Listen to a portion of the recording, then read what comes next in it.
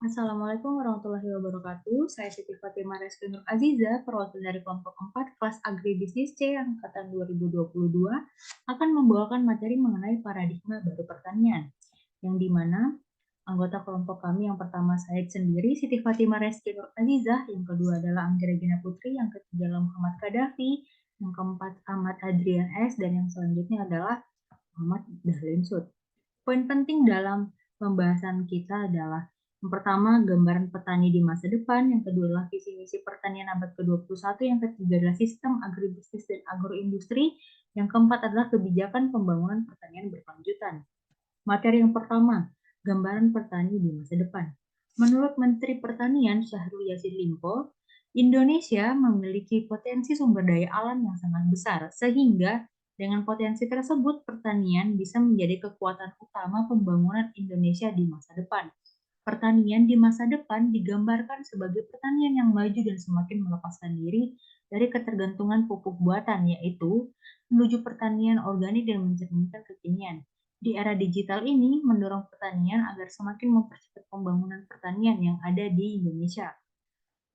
Di masa yang akan datang digambarkan kebutuhan dari pertanian akan terfasilitasi secara digital. Bertani sekarang dan di masa depan dapat dilakukan dengan gadget, robot construction, artificial intelligence, dan beberapa jenis peralatan modern lainnya yang akan mempermudah kegiatan bertani. Nah, tantangan pertanian di masa depan ini ada beberapa. Di antaranya yang pertama, daya saing produk pertanian yang rendah, ketersediaan bibit, pupuk, dan pestisida yang kurang. Yang ketiga, rendahnya pengetahuan petani akan teknologi. Yang keempat, masih rendahnya pengetahuan akan food process dan waste. Dan yang kelima, manajemen logistiknya. Dan yang keenam, regenerasi dari petani. Modernisasi dalam pertanian. Yang pertama, pengertian dari modernisasi. Modernisasi sendiri merupakan suatu proses perubahan dari keadaan tradisional menuju masyarakat yang lebih maju atau modern, atau bisa disebut dengan masa kini. Proses tersebut merupakan pergeseran sikap dan mentalitas sebagai masyarakat untuk dapat hidup sesuai dengan tuntutan masa kini. Melalui modernisasi, pertanian terbukti bisa meningkatkan produktivitas sehingga proses dari hasil panen seperti beras bisa lebih efisien. Materi yang kedua, visi misi pertanian abad ke-21. Visi pertanian. Yang pertama, meningkatkan taraf hidup petani, khususnya petani kecil, melalui peningkatan pendapatan dan nilai tambah dari kegiatan usaha pertaniannya. Yang kedua, meningkatkan kemampuan petani serta daya saing produk dan jasa pertanian nasional dalam persaingan pasar bebas. Yang ketiga, mencegah degradasi lingkungan akibat pertanian dan kegiatan sektor lain sehingga dapat menjaga keseimbangan dan keberlanjutan ekologis. Yang keempat, menjamin ketahanan pangan nasional secara profesional, bermutu, dan aman. Yang kelima, memanfaatkan sumber daya alam secara rasional guna menjamin kegiatan pembangunan pertanian secara berkelanjutan. Misi pertanian ini ada 4. Yang pertama, menciptakan produk dan jasa pertanian yang berdaya saing dan bernilai tambah tinggi. Yang kedua, memelihara kelestarian lingkungan dan berkelanjutan pembangunan pertanian. Dan yang ketiga, meningkatkan dan meratakan kesejahteraan bangsa dan rakyat Indonesia pada umumnya dan pelaku pertanian pada khususnya. Yang keempat, meningkatkan kontribusi pertanian dalam ekonomi nasional.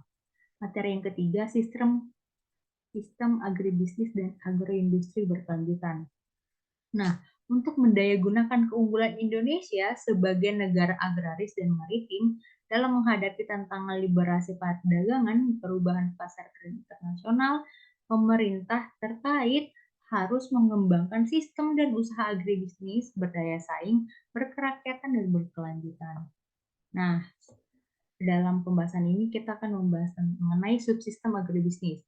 Pemerintah harus mengembangkan secara sinergis pembangunan sistem agribisnis yang mencakup yang pertama, subsistem agribisnis hulu merupakan industri yang menghasilkan barang-barang modal pertanian seperti industri pembenihan, pembibitan, tanaman, ternak, ikan, industri agrokimia yang mencakup pupuk, pestisida, obat, vaksin ternak atau ikan, industri alat dan mesin pertanian atau agro-otomotif.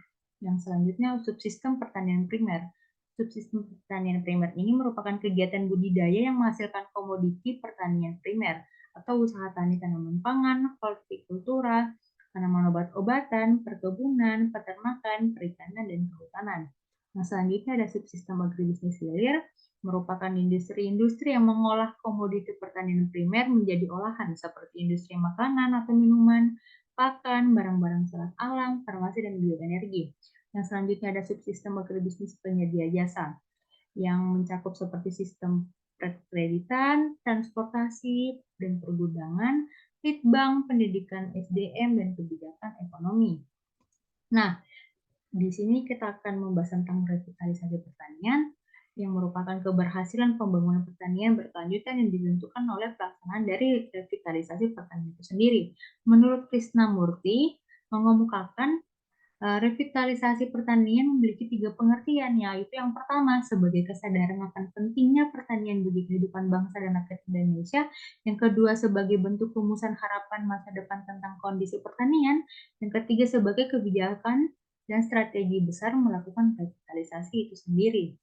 Nah, pengembangan sistem agribisnis. Pembangunan pertanian berkelanjutan melalui pendekatan pengembangan sistem agribisnis akan memberikan beberapa manfaat, di antaranya mengoptimalkan alokasi sumber daya pada satu titik dan lintas generasi.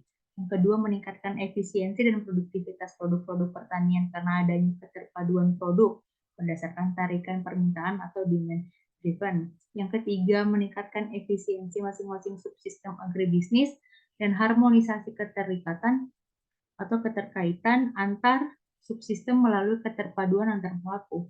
Yang keempat, terbangunnya kemitraan usaha agribisnis yang saling membutuhkan, memperkuat, dan menguntungkan.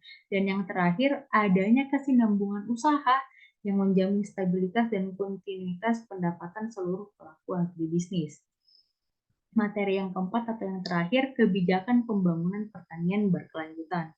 Nah, kebijakan dari pembangunan pertanian berkelanjutan ini ada 3.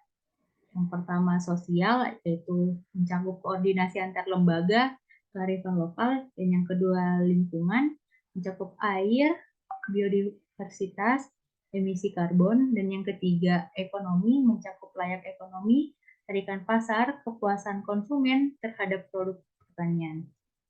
Nah, pertanian layak ekonomi, sosial, budaya, lingkungan, kesehatan, HAM, terpadu atau holistik merupakan pertanian berkelanjutan adalah setiap prinsip, metode, praktek, dan falsafah yang bertujuan agar pertanian layak ekonomi secara ekologi dapat dipertanggungjawabkan, secara sosial dapat diterima, berkeadilan, dan secara budaya sesuai dengan keadaan setempat, serta dilaksanakan berdasarkan pendekatan holistik. Nah, ini menurut FAO 1990. Terima kasih dan sekian dari saya. Wabillahi taufiq wal hidayah. Wassalamualaikum warahmatullahi wabarakatuh.